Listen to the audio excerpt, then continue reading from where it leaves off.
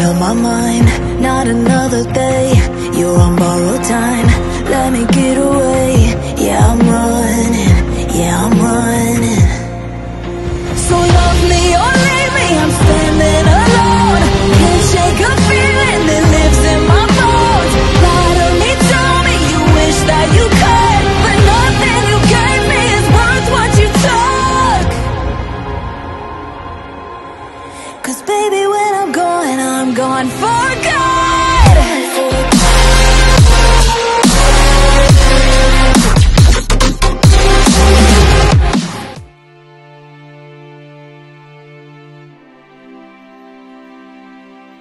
Melanjutkan dari kisah sebelumnya. Sebelumnya Huo Yaofei telah menawarkan 3 jantung api agar Xiaoyan mau membantu menstabilkan api di dalam tubuhnya. 3 jantung api yang melayang itu hanya memancarkan sedikit gelombang yang berbeda dari biasanya. Jantung api ini sedikit berbeda dengan yang kau miliki. Mereka berasal dari 4 dunia, bukan dari 9 dunia. Jadi dari segi kekuatan memang jauh lebih lemah, tetapi kau tetap bisa mengolahnya. Bahkan aku punya satu saran untukmu. Walau kau sudah memiliki beberapa jantung api, namun untuk memahaminya lebih dalam memang tidak akan mudah. Mungkin mereka bisa membantumu, memberi dorongan agar kau bisa membangkitkan kemampuan yang lebih dalam dari jantung api milikmu. Seolah benar-benar memahami Xiaoyan, Huo Yaofei berkata dengan tenang. Namun jika dipikir-pikir, memang yang dia pahami bukanlah Xiaoyan, melainkan api itu sendiri. Memiliki jantung api dari berbagai jenis seperti yang dikatakan Huo Yaofei sebelumnya. Meski kekuatannya tidak sehebat jantung api yang dimiliki Xiaoyan dari 9 dunia, tetapi tetap bisa menjadi penunjang untuk membantu memahami kekuatan ini. Mendengar hal itu, Xiaoyan sedikit mengangguk. Kedengarannya memang tidak buruk. Tenang saja, aku hanya punya satu permintaan kecil. Kekuatan itu bisa menghapus rasa sakit dari tubuhku untuk sementara waktu. Meski tidak lama, namun rasanya sangat nyaman. Melihat Xiaoyan yang masih tampak ragu dan hati-hati, Huo Yaofei segera menjelaskan tujuannya lagi. Setujui saja. Tenang, aku ada di sini. Dia tidak akan berani macam-macam. Kau milikku. Tambah Ye Beijing dari samping. Setelah mendengar ini, Xiaoyan hanya bisa tersenyum kecut. Tentu saja 3 jantung api di hadapannya memang sangat menggoda. Baiklah, tetapi datanglah mencariku 100 tahun lagi. Saat itu aku akan membantumu menemukan lokasiku. Xiaoyan mengangguk, dia memang tidak punya alasan untuk terus menolak. Selain resiko kecil bahwa teknik roh hampa miliknya bisa terekspos, kekuatan ini sama sekali tidak merugikannya. Begitu Xiaoyan menyetujuinya, Huo Yaofei langsung tersenyum lebar seperti boneka porselen yang hidup. Kau bernama Xiaoyan, dan aku Huo Yaofei. Nama kita sama-sama mengandung kata api. Kita pasti bisa menjadi teman baik. Senyum lembut Huo Yaofei membuat semua orang merasa nyaman. Hanya saja wajah Ye Beijing tampak kurang senang. Bisa membiarkan wanita terlalu nyaman, kalau tidak jadinya akan begini. Gumamnya pelan dan Xiaoyan kemudian mengulurkan tangannya dan menerima 3 jantung api tersebut. Namun dia tidak langsung menelannya. Meski Huo Yaofei terlihat tulus, dia tetap harus waspada agar tidak kecolongan. Baiklah, sampai jumpa 100 tahun lagi. Aku masih ada urusan, jadi aku pamit dulu. Xiaoyan tidak menahan Huo Yaofei. Lagi pula, dia belum benar-benar mengenalnya. Setelah ini dia akan kembali ke alam dewa kuno dan jelas tidak mungkin membawanya ikut. Alam dewa kuno adalah inti dari wilayah Sensi dan tanpa jaminan penuh, dia tidak bisa sembarangan membawa orang ke sana. 3 jantung api pemberian Huo Yaofei itu disimpannya di dalam ruang lingsu. Setelah memastikan tidak ada masalah, barulah dia akan memanfaatkannya. Saat Xiaoyan hendak pergi, King Teng datang bersama pasukannya dan memberi salam dengan hormat. Saudara, kau benar-benar luar biasa. Dari cara mengendalikan api dan kekuatan jiwamu, sepertinya kau juga seorang alkemis yang hebat. King Teng memandang Xiaoyan dengan rasa hormat. Xiaoyan pun membalas dengan anggukan yang ringan. Selama perjalanan, King Teng memang tidak pernah mempersulitnya. Bahkan saat Xiaoyan membutuhkan benih api pemusnah, dia langsung memberikannya tanpa ragu sedikit pun. Hanya dari hal itu saja dia layak dijadikan rekan. Lagi pula, jika bisa terhubung dengan kekuatan alkemis yang lebih tinggi, itu akan sangat menguntungkan bagi Xiaoyan saat ini. Dengan kekuatan yang terus berkembang, dia memang perlu membuat beberapa pil cadangan untuk dirinya. Pil yang bisa memulihkan kekuatan darah dan jiwa dengan cepat sangatlah penting. Dia tidak bisa selamanya bergantung pada nomor 7 dari wilayah alam dewa kekacauan. Bagaimanapun, segala sesuatu memiliki sebab akibat. Selama bisa mendapatkan apa yang dia butuhkan lewat kemampuannya sendiri, maka itu akan lebih baik. Bagaimana kalau kau jadi tetua tamu di pavilium 9 Suan Jindan milikku? Beberapa pil obat tertentu memang mustahil dibuat sendirian. Jika kita bisa bekerja sama, itu akan jauh lebih mudah. King Teng segera menawarkan diri. Jika saudara bersedia, pavilium 9 Suan Jindan akan memberimu imbalan yang tidak sedikit. Melihat Xiaoyan yang belum memberikan jawaban, dia pun melanjutkan kata-katanya. Jika aku bisa mengajakmu bergabung, itu sudah merupakan jasa besar bagi pavilium 9 Suan Jindan. Xiaoyan segera menggelengkan kepalanya dengan pelan. Tetapi kalian tidak bisa memanggilku sesuka hati. Jika ingin menemuiku, aku sendiri yang akan datang. Sekarang aku butuh satu resep pil untuk memulihkan kekuatan jiwa. Ucap Xiaoyan terus terang dan tanpa basa-basi.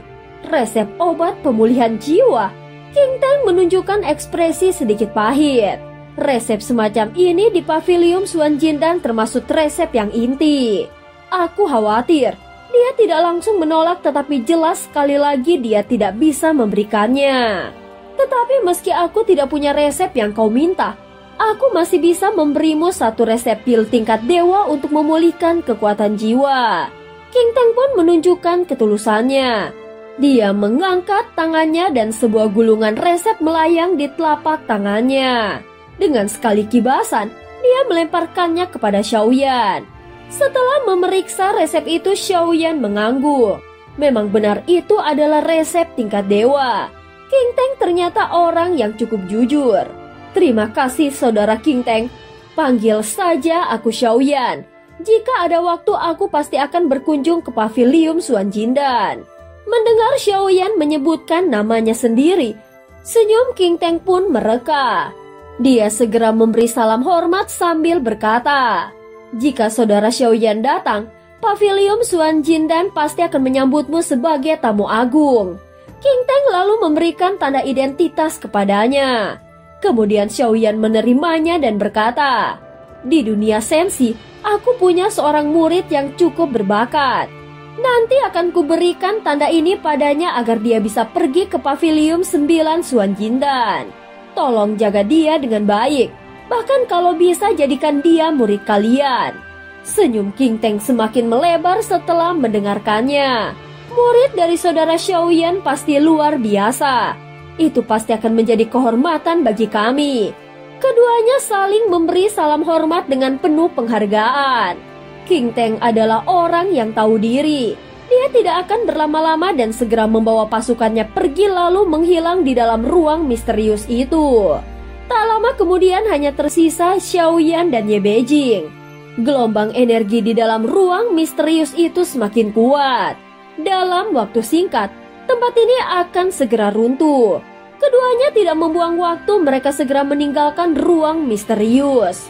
Begitu keluar, tatapan Xiaoyan dipenuhi ekspresi sedang berpikir.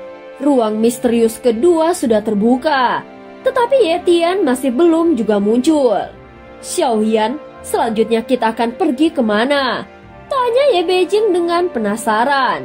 Ada satu hal lagi, kita harus mencari seorang pengkhianat. Jawab Xiaoyan. Tatapannya pun tampak berkilat tajam. Dengan menggunakan bendera penekan jiwa, dia bisa mengunci posisi Ye Tian. Namun kenyataannya Ye Tian masih belum juga muncul. Ini hanya berarti satu hal. Dia sudah menemukan cara untuk menahan efek bendera penekan jiwa dan tidak lagi takut padanya. Setelah menentukan arah, Xiaoyan segera berubah menjadi semburat cahaya merah yang panjang. Kemudian melesat cepat mengikuti petunjuk bendera penekan jiwa. Benar-benar iblis. Tidak heran Yang Mulia harus mengerahkan begitu banyak larangan untuk menyegelnya. Dia memang biadab, tidak takut apapun. Gumam Ye Beijing sambil mengikuti Xiaoyan dari belakangnya. Awalnya kupikir jiwa ilusi telah mengunci ruang sehingga dia tidak bisa datang. Tetapi ternyata bukan begitu. Dia sengaja membuatku menunggu hanya untuk bergaya sebelum benar-benar datang. Melihat arah dari jejak jiwa yang kutemukan, ternyata dia berada di Kampan Selatan juga. Alam ilusi material. Jika aku menggunakan jiwa ilusi, aku bisa langsung mengetahui posisinya dan sampai ke sana secepat mungkin. Scene berganti. Di suatu tempat di alam ilusi material, di atas sebuah bintang berwarna hitam kelam, semua bangunannya terbuat dari batu hitam pekat.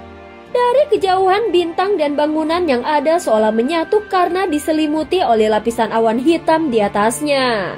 Jika dilihat lebih dekat, ternyata awan hitam itu adalah lautan sosok-sosok aneh tanpa aura kehidupan. Namun jumlahnya luar biasa mengerikan. Diperkirakan sekitar puluhan juta bahkan mendekati 100 juta. Sehingga dari kejauhan tampak seperti awan gelap yang menutupi langit. Di bawah awan itu ada banyak makhluk yang sedang berlutut. Mereka bukan manusia maupun binatang, melainkan semacam awan hitam hidup yang memancarkan energi iblis. Di tengah mereka, kilatan hitam menyatu membentuk sosok seorang pria berjubah panjang dan tatapannya penuh keangkuhan. Ya, seharusnya memang seperti ini. Iblis agung ini dikurung oleh para makhluk terkutuk itu entah sudah berapa lama. Begitu aku kembali ke dunia, akan ada pengikut yang tak terhitung jumlahnya tunduk di kakiku. Kalian akan mendapatkan kekuatan tak terbatas dariku. Ikutlah padaku. Dan tak lama lagi pasukan iblis kita akan mencapai 100 miliar. Saat itu bahkan para sampah dari alam Taisu akan kuubah menjadi pasukan iblis. Dan seluruh dunia sensi akan jatuh di bawah kakiku. Suara Yetian bergemuruh seperti guntur, memancarkan tekanan mengerikan yang memaksa semua makhluk lain di sekitarnya gemetar dan berlutut. Saat dia sedang mengumandangkan kata-kata yang membakar semangat itu, tiba-tiba terdengar suara lain di dalam benaknya. Yetian, kenapa kau belum kembali? Apakah kau masih ingin menjadi iblis agung? Yetian langsung mengerinyit lalu menjawab dengan singkat. Sebentar, aku akan datang. Setelah berkata demikian, dia memutar bola matanya lalu membentangkan kedua tangan dan menatap pada jutaan makhluk iblis yang sedang berlutut. Kemudian dia tertawa terbahak-bahak. Cih, kau hanya sebuah bidak catur. Tetapi kau pikir bisa mengendalikan iblis agung ini? Di dunia yang begitu luas ini kau pikir bisa menemukan dan menangkapku? Aku ini iblis agung nomor 1 dari 9 dunia. Bahkan kalau kau berani datang sekarang akan kupecahkan kepalamu dan kutelan bulat-bulat. Aura pembunuhnya langsung meledak membuat sosok yang tak terhitung jumlahnya di bawah tetap berlutut. Tak jauh dari Yetian, terdapat sosok lain yang berambut kusut. Dahi dan tubuhnya memiliki tanda khusus dan sekelilingnya tidak ada rumput atau tanaman yang berani untuk tumbuh. Bahkan tidak ada makhluk hidup yang berani mendekat. Di sisi lain, ada sosok setengah transparan seperti hantu dengan tatapan yang dingin dan penuh kebencian. Namun Yetian sama sekali tidak peduli dengan sikap mereka karena di matanya semua orang yang ada di sini apapun bentuknya, pada akhirnya akan tunduk atau mati di tangannya. Terlalu sombong, pria berambut kusut itu bergumam pelan. Jika Xiaoyan melihat orang ini, meski hampir 10.000 tahun telah berlalu, dia pasti akan langsung mengenalinya. Sosok ini adalah Hun Tiandi, orang yang pernah dibunuh Xiaoyan 2 kali, namun kini hidup kembali dengan kekuatan yang lebih mengerikan. Hun Tiandi yakin dirinya berada di puncak kekuatan, bahkan merasa lebih kuat dari Xiaoyan sehingga tidak memandang Yetian sebagai ancaman. Cepat berlututlah, jika tidak, Kalian semua akan kuubah menjadi iblis petir. Setelah Ye Tian berteriak, tiba-tiba dari samping Hun Tiandi muncul sosok yang auranya sangat menakutkan. Begitu dia muncul, Hun Tiandi langsung menundukkan kepala dan berkata dengan penuh rasa hormat, "Salam Tuan Istana, kita sudah membangun istana 10.000 iblis selama puluhan ribu tahun ini. Tidak mudah bagi kita untuk tumbuh sampai sebesar ini. Apa kita akan begitu saja menyerahkannya kepadanya?" Hun Tiandi menolak dan tampak tidak mau berlutut pada Ye Tian. Meski waktu telah berlalu begitu lama, namun sikapnya tetap tidak berubah secara signifikan. Selama beberapa tahun terakhir di dalam istana 10.000 iblis, posisinya mulai menanjak sehingga membuatnya sedikit tinggi hati. Namun tidak peduli apa yang dikatakannya, sosok-sosok lain di sekitarnya hanya terdiam. Bagaimanapun dia bukanlah pemimpin sebenarnya dari istana 10.000 iblis. Adapun pemimpin sejati adalah seorang pria tampan dengan aura iblis yang pekat di wajahnya yang tiba-tiba muncul entah dari mana. Pasukan iblis yang dipimpinnya telah menguasai seluruh planet ini. Tidak ada yang tahu makhluk macam apa dia sebenarnya. Tetapi kekuatan dan tingkatannya sudah jelas jauh di luar jangkauan mereka untuk dibandingkan. Sehingga segala keputusan berada pada pemimpin istana 10.000 iblis. Dan mereka hanya bisa menunggu instruksinya. Jangan gegabah. Saat ini yang terpenting adalah mempertahankan hidup. Siapapun yang menjadi penguasa di sini itu bukanlah masalah. Jika iblis agung ini ingin memerintahkan, maka kita harus tunduk. Tak lama setelah Ye Tian mengeluarkan perintah, pemimpin istana 10.000 iblis langsung maju beberapa langkah membungkuk hampir sampai kepalanya menyentuh dadanya dan memberi salam dengan hormat. Bawahan ini adalah pemimpin istana 10.000 iblis. Mohon Tuan Iblis Agung berkenan mengampuni. Melihat sikap rendah hati itu, Ye Tian langsung tersenyum puas. Bagus, kau sangat mengerti posisi. Iblis Agung menyukai orang yang tahu diri. Sebagai hadiah, akan kuberikan sedikit aura pembunuh ini padamu. Sebelum pemimpin istana 10.000 iblis sempat bereaksi, aura pembunuh berwarna hitam kemerahan langsung melesat masuk ke tubuhnya. Dalam sekejap matanya memerah, tubuhnya tegak dan kedua tangannya berada di belakang punggungnya, serta aura yang memancar darinya berubah menjadi penuh keangkuhan. Ya, ini baru dirimu yang sebenarnya. Iblis Agung menyukai orang yang sombong dan berani. Hanya orang yang punya sifat seperti ini yang bisa menjadi penguasa puncaknya. Ye Tian tertawa terbahak-bahak saat menatapnya. Melihat itu, Hun Tiandi segera bergerak maju ke depan Ye Tian lalu berkata dengan suara yang lantang. Bawahan ini juga bersedia mengikuti Tuan Istana. Tuan Iblis Agung hidup 1000 tahun, 10.000 tahun.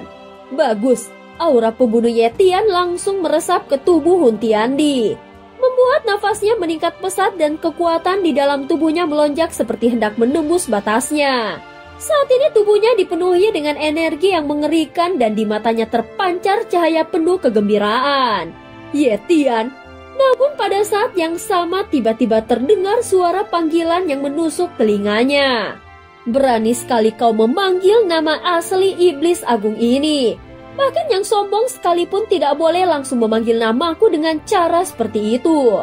Begitu suara Ye Tian bergema, dia menoleh ke arah datangnya suara lembut. Hun Tiandi yang mendengar suara itu juga langsung terkejut. Dan cerita pun berakhir. Terima kasih udah dengerin Mihu dari awal sampai akhir ya. Sampai jumpa.